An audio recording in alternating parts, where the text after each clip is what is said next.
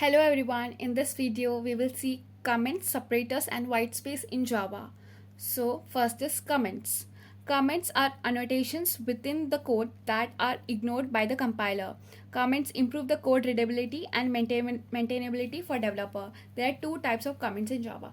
So comments are basically used for readability of the code. Like अगर हमने code में बहुत कुछ लिखा है, सो जिसने लिखा है उसको तो समझ में आएगा, but the third person who seize that code उसको समझने के लिए थोड़ा टाइम लगेगा.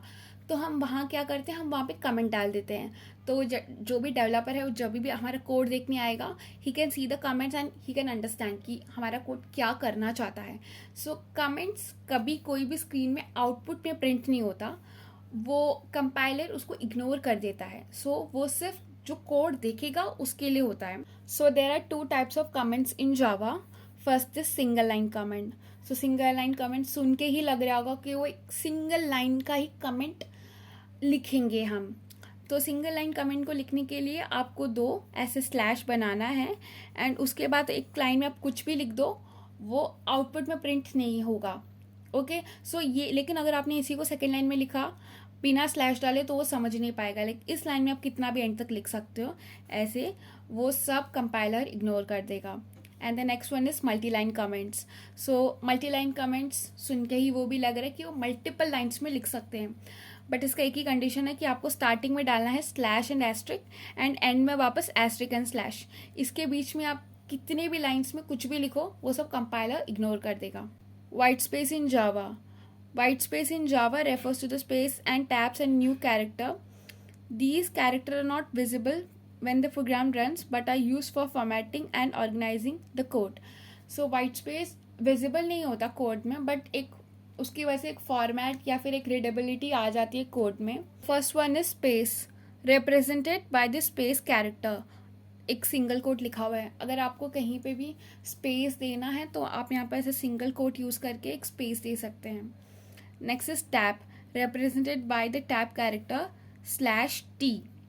सो tab is use to give some space. Like अगर एक वर्ड यहाँ पे लिखा है एंड उसको थोड़ा स्पेस लिख के यहाँ पे लिख सकते हैं, लाइक इतना गैप मिल जाता है तो एक स्पेसिंग का काम करता है, तो वो टैब है. New line, represented by the new line character /n. So new line, अगर हमें कहीं न्यू लाइन चाहिए, लाइक एक वर्ड लिखा हुआ है, हम चाहते हैं कि नेक्स्ट जो भी वर्ड है वो नेक्स्ट लाइन में प्रिंट हो, तो हम न्यू लाइन कीवर्ड यूज़ करते हैं, दैट इज /n.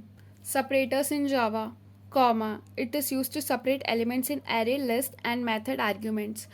सो अगर हमारे एरे हैं एंड हमें कैरेक्टर्स को अलग अलग सेपरेट करना है तो हम कॉमा यूज़ करते हैं.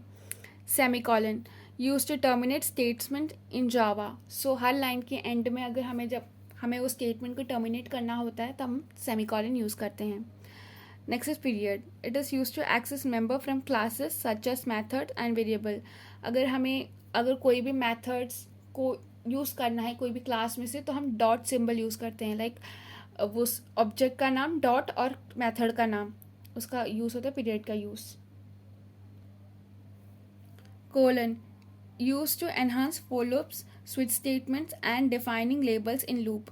तो हम आने वाले प्रोग्राम में देखेंगे स्विच का यूज़, एंड तब आपको पता चलेगा कि हम वहाँ पे कोलन कब यूज़ करते हैं. Next is parenthesis, it is use to define methods, parameter, enclose conditions in control structure and denote precedence in expressions.